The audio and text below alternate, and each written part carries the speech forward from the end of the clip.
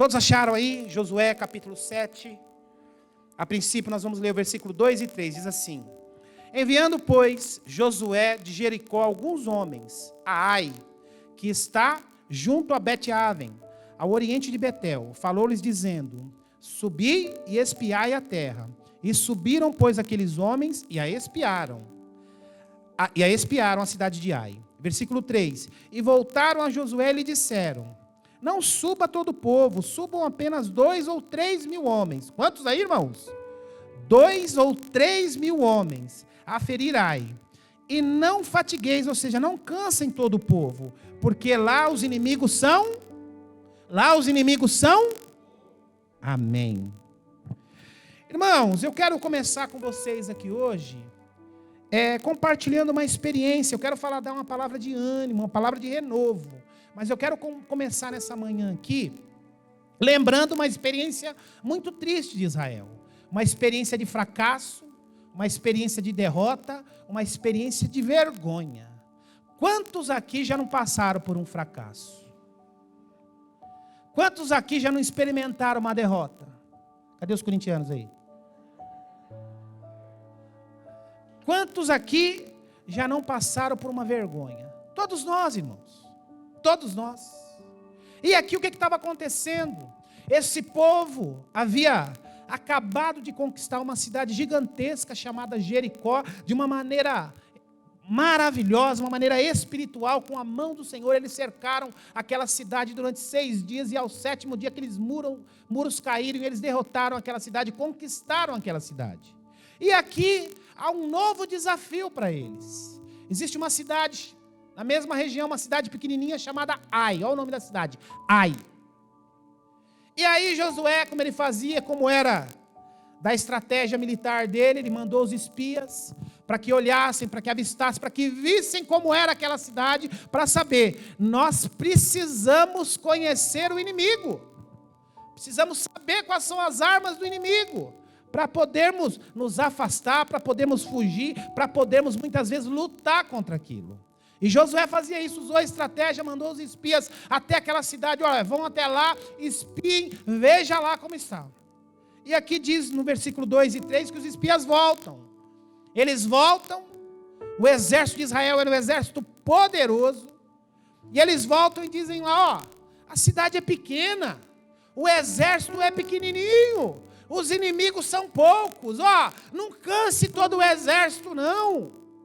Mande lá 2, 3 mil homens, que ali a peleja é tranquila. Não precisa mandar todo mundo não.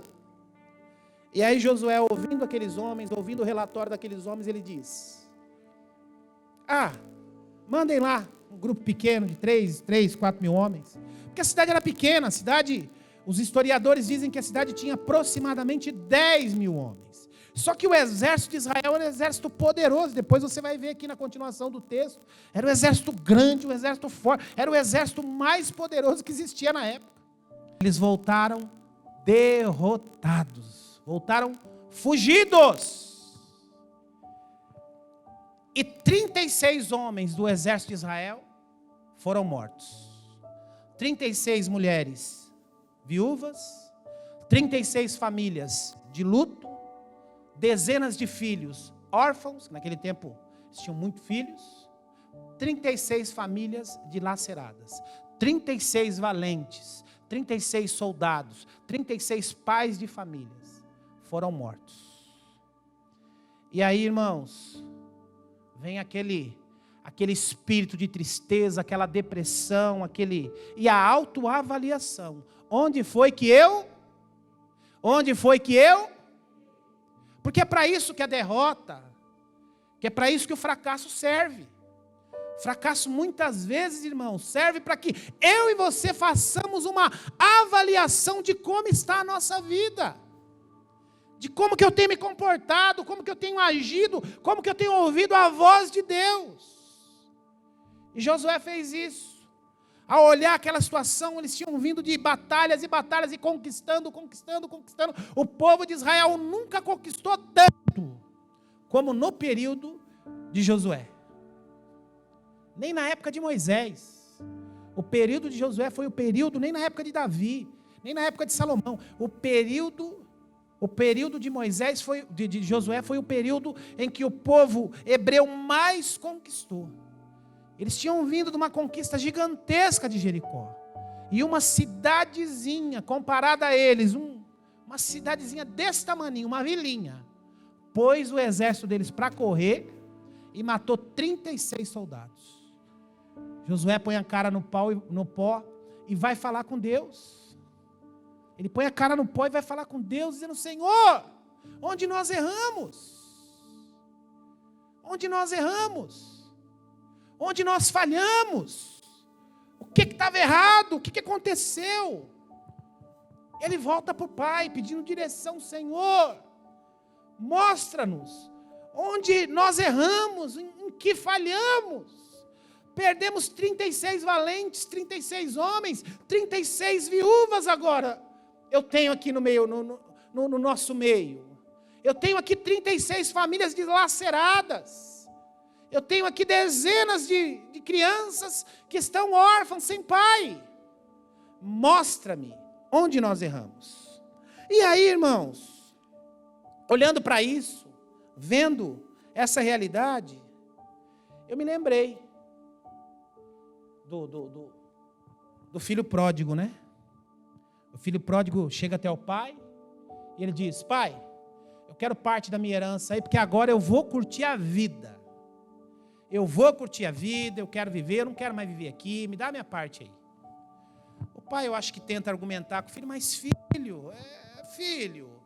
Ele fala: não, pai, eu quero. E a história toda vocês sabem. Esse moço sai, vai para a vida e gasta todo o dinheiro com farra, com mulheres, com bebida, enfim, gasta tudo.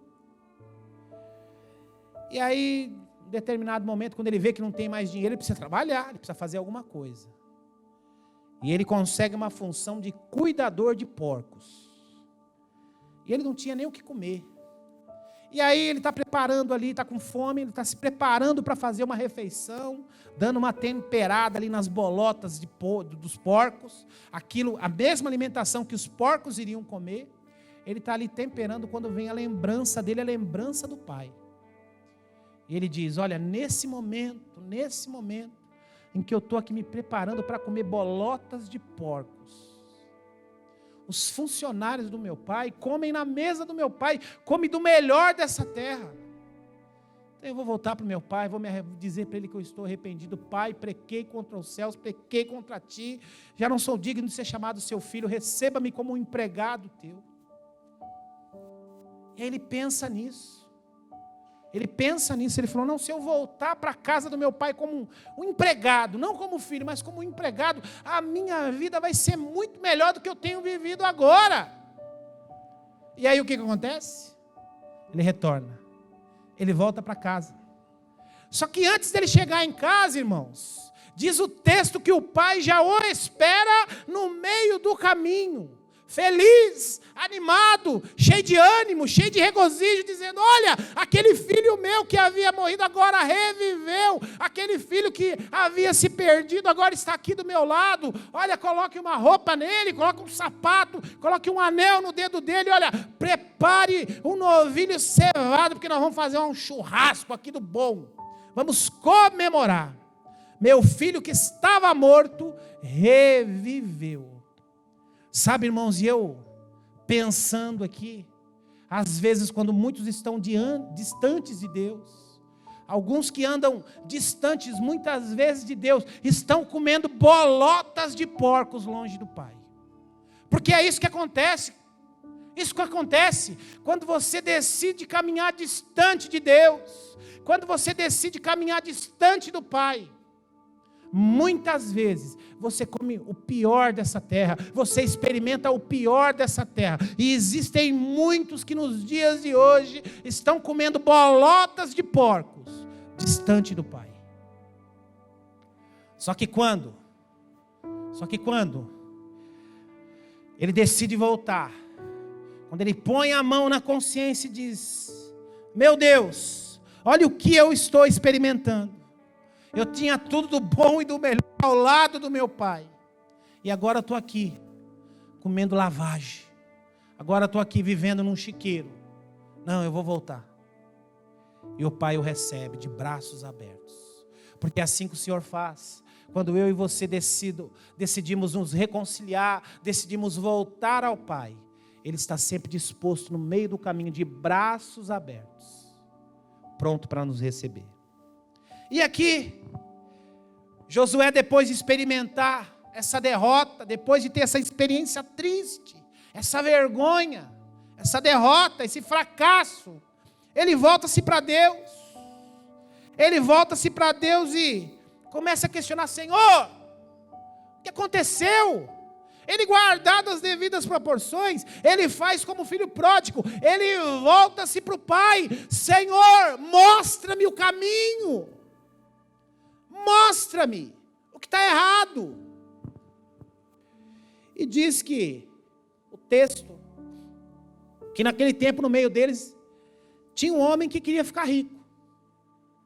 Existia um homem no meio deles que queria ter uma vida melhor, queria garantir a sua aposentadoria, queria garantir o seu futuro. Afinal de contas, todo mundo tem direito de pensar no futuro. E o que esse homem havia feito? O que esse homem havia feito? A ordem do Senhor era que tudo aquilo que fosse despojos, ou seja, as coisas daquela cidade, que não deveria pegar nada, que eles deviam pôr fogo naquilo, não se misturar com aquelas coisas, porque eram coisas consagradas aos ídolos, eram coisas imundas, coisas pecaminosas. E a ordem do Senhor, olha, coisa de idolatria, coloquem fogo, não se misturem com essas coisas. E aí diz o texto que esse homem pegou umas moedas de prata, pegou uma capa babilônica, pegou algumas coisas e enterrou debaixo da sua tenda. E por causa deste pecado, todo o exército de Israel pecou. Todo o povo de Israel pagou pelo pecado daquele homem. Só que o Senhor revelou isso ao homem de Deus. E aí mostrou para ele: olha, é aquele homem, Acã. E aí o resto da história vocês conhecem. Josué foi até lá e fez o que devia ser feito, a ordem do Senhor. Aquele homem morreu, ele e toda a sua família, devido ao pecado dele. Mas infelizmente 36 famílias perderam o seu chefe de família, por causa do pecado de um homem que decidiu não obedecer à voz de Deus, que decidiu não ouvir a voz de Deus. Porque provavelmente, irmãos, ele deve ter olhado para o lado: ninguém está vendo. Olhou para o outro, ninguém está vendo. Olhou para trás, ninguém está vendo. E decidiu que ele ia pegar aquelas coisas que o Senhor havia dito para não tocar. Decidiu se misturar com aquelas coisas. Ah, irmãos, e quantos têm ouvido do Senhor? O Senhor tem mostrado: não toque aqui, não se misture com isso, não toque nestas coisas. Mas olha para um lado, olha para o outro, olha para trás, ninguém está vendo. E se atola com as coisas do pecado, com as coisas desse mundo.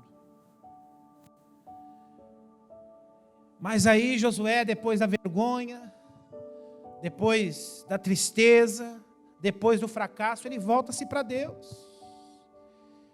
Ele volta-se para Deus e para o Pai, e ele começa a questionar o Senhor. E eu queria que você fosse agora lá para o capítulo 8. Vá lá para o capítulo 8. Ele volta-se para Deus e ele questiona Deus. E depois de Deus mostrar para ele onde estava o pecado, onde estava o erro, o Senhor diz para ele isso, que é o que o Senhor quer dizer para mim e para você nesta manhã, irmãos.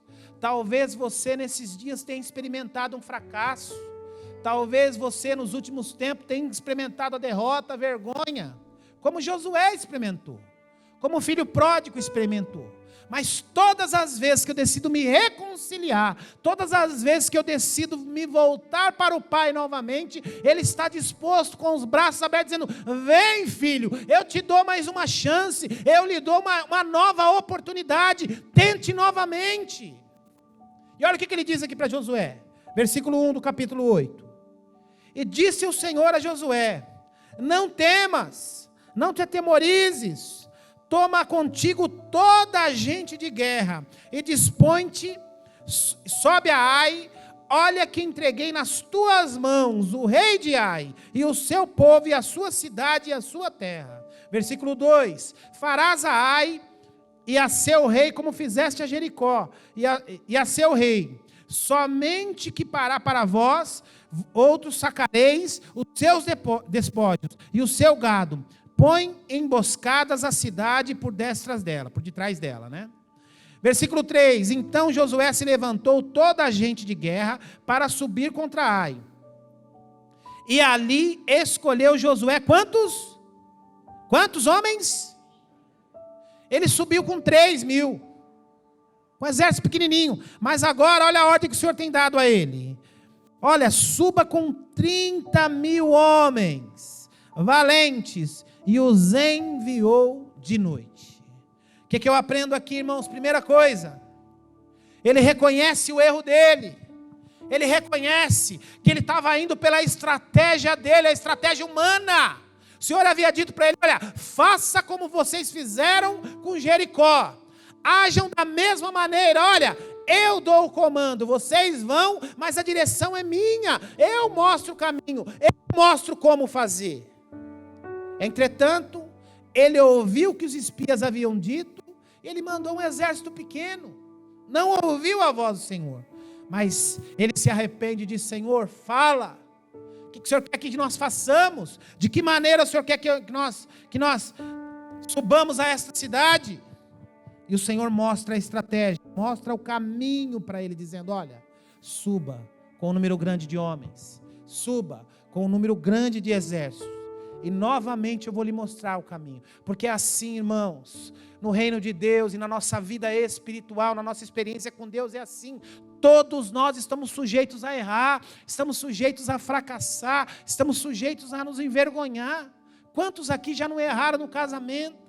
Quantos aqui já não erraram com os filhos? Quantos aqui já não erraram na vida pessoal? Já não erraram na vida financeira, até mesmo dentro da igreja? Todos nós estamos sujeitos a isso. Entretanto, o problema não é o erro, o problema não é a falha, o problema não é o fracasso. O problema é como lidamos com isso. Como nós lidamos com isso? Josué podia simplesmente enfiar a cara no pó, ficar ali numa depressão danada, largar tudo, eu não quero mais saber, estou entregando meu cargo, não. O que ele fez? Senhor, onde nós erramos, onde nós pecamos, Senhor, se alguém pecou no nosso meio, me mostra. Senhor, se há algo errado no nosso meio, mostra-nos. E o Senhor mostrou. O Senhor deu a nova estratégia, mas antes de tudo o Senhor disse, não temas, não se atemorize. Ele está dizendo para mim e para você, olha, você falhou uma vez, você errou uma vez, você errou 2 vezes, você fracassou algumas vezes, mas não temas, eu não desisto de você, eu não desisto de você. Continue em frente, avance, eu vou te dar uma nova estratégia e dessa vez você vai sair vitorioso. Não ouça homens, ouça a minha voz, não vá pela sua estratégia, vá pela minha estratégia. E aí diz o texto, que Josué obedeceu e deu tudo certo. O Senhor diz, olha, depois que você conquistar aquela cidade, ponha fogo naquelas coisas, ponha fogo naquela cidade, tudo que tem ali é consagrado a ídolos, tudo que tem ali é contaminado, tudo que tem ali não presta, não se misture nem você nem o povo a estas coisas, não se contamine nem você nem o povo a estas coisas. E aqui mais uma lição para nós. Quantos crentes, homens e mulheres de Deus, se contaminando com um monte de porcaria, um monte de coisa que desagrada a Deus. Sabe, irmãos, eu tenho experimentado e tenho vivenciado algumas coisas, falando com alguns pastores, falando com alguns de vocês. Eu creio, irmãos, que grandes coisas o Senhor fará ainda no nosso meio, ainda em 2020. Eu tenho crido nisso. 2020 não terminou não, coisa nenhuma. Deus tem muito mais para fazer ainda em 2020. Você ainda não experimentou o melhor de Deus para esse ano ainda. Entretanto, Tem um monte de gente contaminada com as coisas desse mundo, que estão, sabe o quê? Indispostas para voltar à casa do Pai, que perderam a vontade, comendo bolotas de porco no mundo distante do Pai. E sabe o que está acontecendo? A visão distorcida do inferno, comendo bolotas de porco e achando que está bom. Distantes do Pai, experimentando o pior deste mundo e achando que está bom. O Senhor nos livre disso. Nós ainda não experimentamos o melhor de Deus para este ano. Ainda não experimentamos. E o Senhor diz a ele: não temas, Josué, não se atemorize, vá em frente. Você falhou, tente de novo. Você fracassou, tente de novo. Está envergonhado? Levante a cabeça. Eu vou adiante. Eu estou contigo. Olhe para trás. Olha o que nós fizemos lá em Jericó. Vá adiante. Não é essa pequena cidade que faz o meu povo se envergonhar. Vá adiante. Entretanto, ouça a minha voz. Ouça a minha voz. Olha o que diz o versículo 3. Olha o que diz o versículo 3. Então Josué se levantou e toda a gente de guerra para subir contra Ai. Escolheu Josué 30.000 homens valentes e os enviou de noite. Primeiro ele diz: não temas, não se atemorize. Para levantar. Josué estava deprimido, estava envergonhado, estava triste. Quantos de nós já passamos por isso? Depois de uma experiência negativa, profissional, no casamento, na vida pessoal, quantos de nós? Você fica caído, semblante caído, desanimado, querendo largar tudo.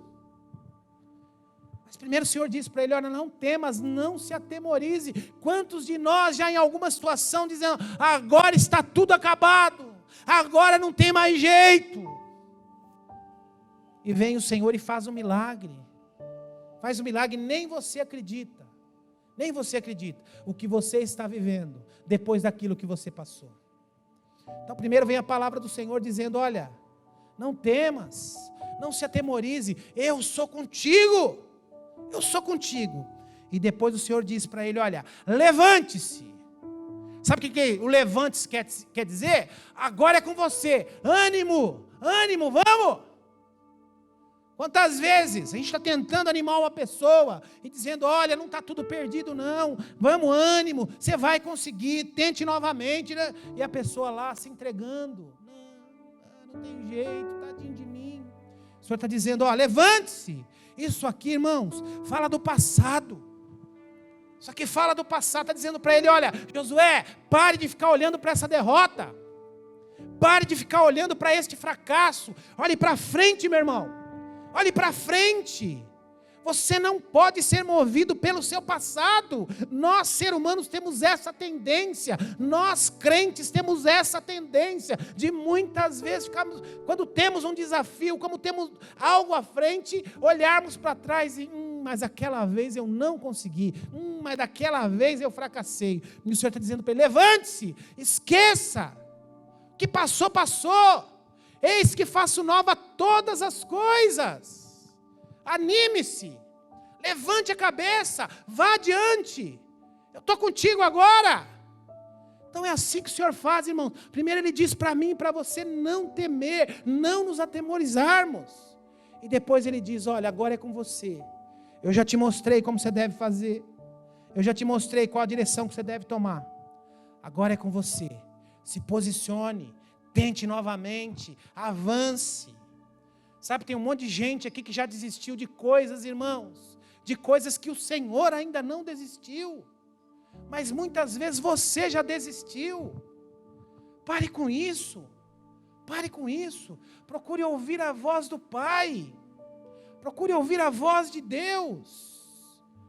Irmãos, Moisés foi o maior líder que existiu. Maior líder que existiu. E ele conquistou menos que Josué. Mas ele fez algo, irmãos, impressionante. ele preparou um líder. Ele preparou um líder. Ele estava muito mais preocupado em preparar o sucessor do que conquistar. E Josué não. Josué, quando você lê a história do povo de Israel, Josué não. Ele estava mais preocupado em conquistar. Tanto é que quando ele morre, irmão, o povo,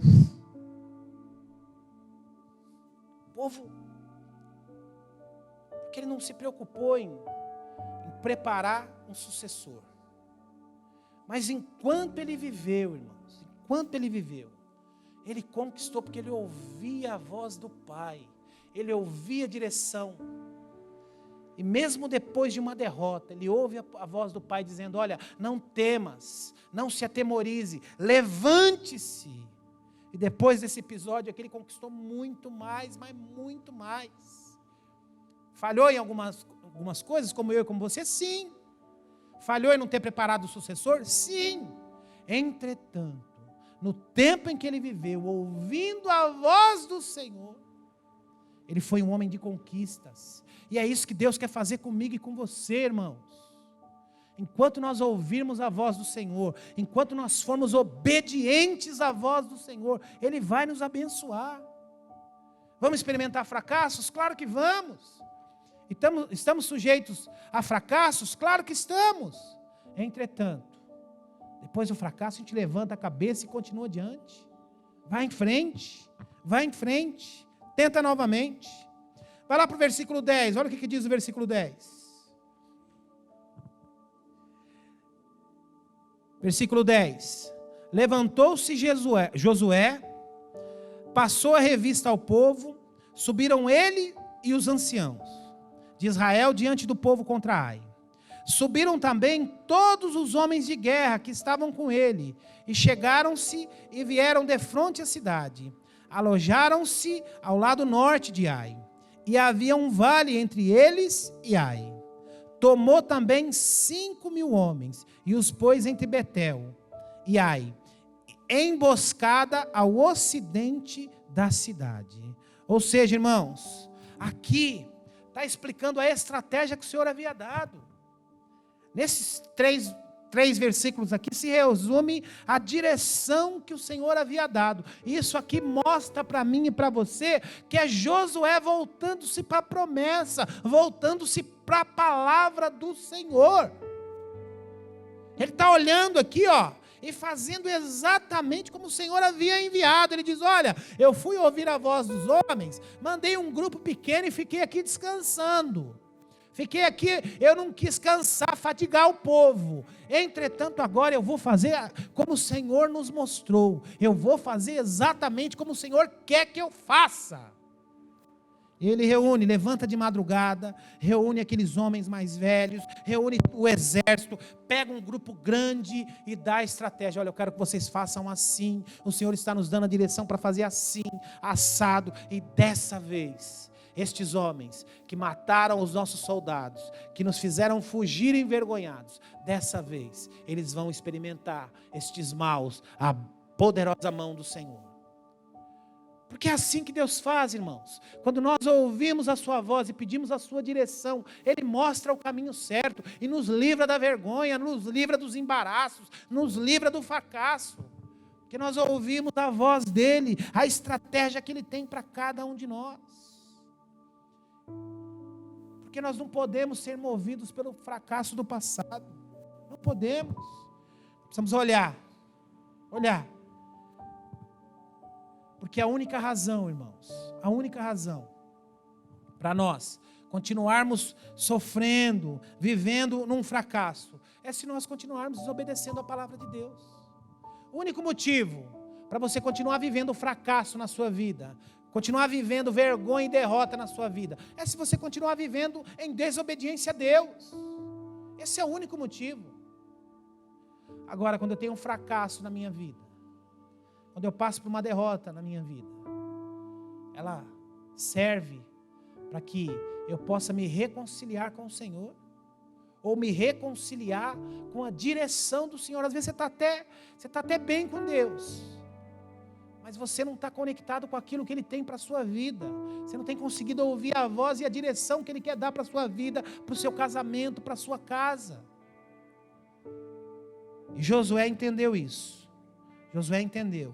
Ele reúne aqueles homens. Ele reúne aqueles homens e ele começa a traçar toda a estratégia. Toda a estratégia. Toda a direção. Mostrando o caminho. Olha, vocês façam isso. Vocês façam isso. E depois, na continuação do texto, você lê na sua casa a vitória poderosa que o Senhor deu sobre ele e sobre o exército dele. Mas ele precisava experimentar aquele fracasso anterior? Não, não precisava. Ele precisava perder 36 homens? Não precisava. Ele precisava deixar 36 famílias em luto? Não precisava. Ele precisava deixar 36 mulheres viúvas? Não precisava. Mas qual foi o erro dele? Não obedecer e não entender a direção de Deus. É o que muitas vezes eu e você experimentamos, irmãos. A maioria daquilo que nós sofremos, que nós passamos na nossa vida, poderia ser evitado. Poderia ser evitado.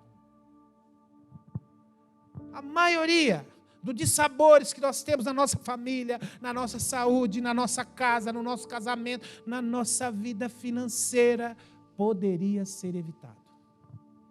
O grande problema, aquilo que eu preguei a semana passada, né? Não reclame daquilo que você permite.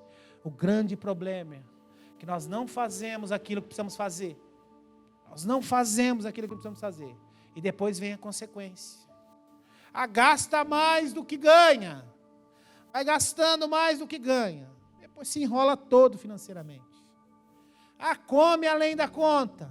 Vai comendo, não se exercita. Aí fica gordão, aí começa a ter problema no coração, começa a ter problema de diabetes, começa a ter problema de pressão arterial, começa um monte de coisa. Não dá atenção para os filhos, não presta atenção nos filhos, aí depois o filho começa a dar problema. Então, a grande maioria dos problemas da nossa vida, a grande maioria dos problemas da sua vida, poderiam ser evitados. E Josué nos mostra isso. Depois de perder 36 valentes, 36 soldados, ele se volta para o pai e diz: Senhor, pequei contra ti, errei, me dá mais uma chance. E o Senhor mostra para ele onde estava o erro, onde estava o problema. E é assim que Ele faz comigo e com você, irmãos. Quando nós nos voltamos para o Pai, quando nós reconhecemos: Senhor, Pai, pequei contra os céus e pequei contra ti, já não sou digno de ser chamado seu filho. O Pai vem com os braços abertos, não resiste a essa palavra de reconciliação, e nos dá mais uma chance, e nos diz: levanta-se, não temas, eu sou contigo, faça assim que você vai vencer, faça assim que dará certo. E por último aqui, para a gente concluir, concluindo aqui. Sabe, irmãos, eu me lembrei, quando eu preparava esse texto, eu me lembrei lá do Salmo 51. Salmo de Davi, né? E ele diz lá: Senhor, cria em mim um coração puro e um espírito inabalável. Sabe por quê, irmãos? Ele havia pecado. Davi havia pecado. E por que eu estou usando o exemplo de Davi, irmãos? Porque o Davi tem os dois extremos. Era o homem segundo o coração de Deus, o rei segundo o coração de Deus, mas ao mesmo tempo, irmãos, era um adúltero, assassino e traidor. Já pensou nisso? Traiu seu amigo, seu general, adulterou com a mulher dele e preparou a sua morte. Só que ao mesmo tempo, irmãos, ele se arrepende, ele volta ao Pai. Ele diz: Senhor, cria em mim um coração puro, tira de mim esse coração podre, esse coração mau, esse coração cheio de maldades.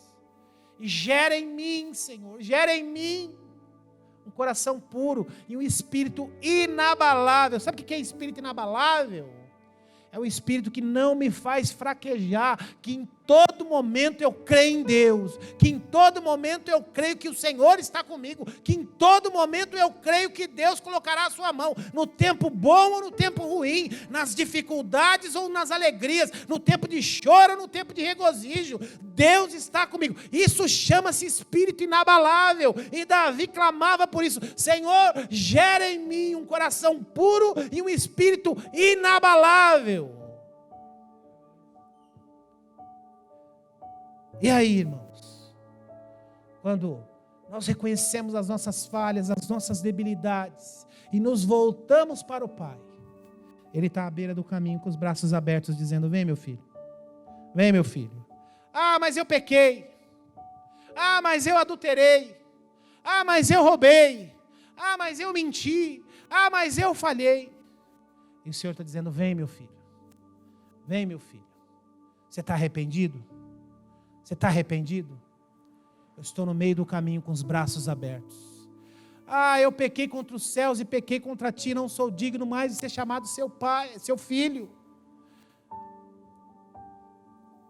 Vem meu filho, estou aqui com os braços abertos. Não temas, não te atemorizes, levanta-te, pare de ficar olhando para o passado e avance, e avance. Sabe, irmãos, Davi e o filho pródigo tinham tudo para viver distante de Deus, tinham tudo para viver longe de Deus. Entretanto, se reconciliaram, porque fizeram como Josué, na hora do fracasso, na hora da vergonha, na hora da derrota, se voltaram para Deus, pediram perdão e disseram: Senhor, dá mais uma chance, me mostra o caminho novamente, mostra o caminho que eu devo andar, mostra a direção que eu devo seguir, me dá mais uma oportunidade. E deixa eu falar um negócio para você, irmãos, o Senhor não resiste a isso, o Senhor não resiste a isso. A simbologia do pai do filho pródigo é a simbologia do nosso Pai, do nosso Deus, de braços abertos, esperando aqueles que se arrependem, esperando aqueles que querem se reconciliar, esperando aqueles que querem voltar. Essa é a simbologia. Amém? Vamos ficar em pé, eu quero orar. Cadê a banda? Mateus capítulo 28. Diz assim, a partir do versículo 11, diz assim: indo elas, as mulheres que seguiam Jesus, né? Eis que alguns da guarda foram à cidade e contaram aos principais sacerdotes tudo o que sucedera. Reunindo-se eles em conselho com os anciãos, deram uma grande o quê? Uma grande... Você está com a Bíblia aberta aí, irmãos? Posso ouvir um amém? Então vamos lá, versículo 12, Mateus 28, 12. Você está em Mateus 28, 12? Hã? Então vamos lá, de novo, versículo 12. Reunindo-se eles em conselho com os anciãos, deram uma grande soma de dinheiro aos soldados. E aí, versículo 13. Recomendando-lhes que dissessem: vieram de noite os discípulos dele e roubaram o corpo enquanto dormiam. Caso isso chegue ao conhecimento do governador, nós o persuadiremos e vos poremos em segurança. E eles, recebendo a grande soma de dinheiro, fizeram como estavam instruídos. E esta versão se divulga até hoje entre os judeus. Irmãos, desde que o mundo é mundo, desde que o ser humano existe e desde que o dinheiro existe, o dinheiro tem sido propagado para semear mentira. Ah, pastor, o dinheiro é... Tem um monte de crente falando essas besteiras e você nunca embarque nessa. Ah, o dinheiro é maldito, o dinheiro é... Não, nada disso. O dinheiro não é maldito e com o dinheiro nós podemos fazer muitas coisas boas. A Bíblia condena o amor ao dinheiro. O amor ao dinheiro é a raiz de todos os males. E diz o texto aqui, irmãos, Jesus havia sido crucificado, estava na sepultura, e ao terceiro dia, ele ressuscitou. E aquelas mulheres chegaram lá para cuidar do corpo de Jesus. E quando chegaram lá, ele havia sido ressuscitado. Elas foram avisadas pelo anjo. E os soldados que estavam lá de sentinela sabiam disso. Entretanto, os líderes, os fariseus, os persuadiram, deram diz o texto aqui, uma grande soma de dinheiro para que eles semeassem a mentira que se propaga, diz o texto, que se propaga até hoje. Os judeus estão esperando o Messias, porque se propaga até hoje a mentira de que foram pessoas lá e roubaram o corpo de Jesus. Mas sabe, tudo isso movido por quê? Por uma grande soma de dinheiro. Este é o poder, irmãos. Esse é o poder que o dinheiro tem de propagar a mentira, de propagar o engano, de propagar tudo aquilo que vai contra Deus. E nós, o que nós podemos fazer? Quando nós, irmãos, entregamos os nossos dízimos, entregamos as nossas ofertas, entregamos aquilo que nós podemos à casa do Senhor, nós estamos lutando contra a propagação da mentira. Estamos a favor da verdade, da propagação do Evangelho, da palavra de Deus. Da palavra de Deus. Se você está sentado aqui nessa manhã, irmãos, é porque lá atrás homens e mulheres investiram no reino de Deus e a palavra pôde chegar até você. E quando nós investimos no reino de Deus, nós estamos fazendo a mesma coisa. Nós estamos investindo, semeando, para que outras pessoas possam ser alcançadas também. Nós lutamos contra estas coisas. Alguns e muitos investem na mentira, na propagação da mentira. E muitas vezes nós, de maneira involuntária, sem saber, investimos também, sem saber. Mas graças a Deus, eu e você podemos ter o privilégio de nessa manhã, podemos investir no reino de Deus, na palavra de Deus, e que para o seu reino seja propagada e a verdade da palavra seja propagada. Amém? Feche seus olhos, irmãos. Que bom que você veio nesse frio. Pai querido, eu quero te agradecer, Senhor, por cada família que está aqui nessa manhã, aqueles que estão em casa nos assistindo. Pai, coloca os teus olhos sobre eles, reflita seu rosto sobre cada um deles, ó Pai, cobre-os com o teu sangue, dá a eles uma semana abençoada, uma semana próspera, cheia da tua presença. Cuida de cada um deles, ó Pai, e que a palavra revelada nesta manhã, Senhor, possa, Senhor, ruminar no coração deles a semana inteira, e que eles possam viver realmente as tuas promessas. Nós te agradecemos e te bendizemos no santo nome de Jesus. Amém.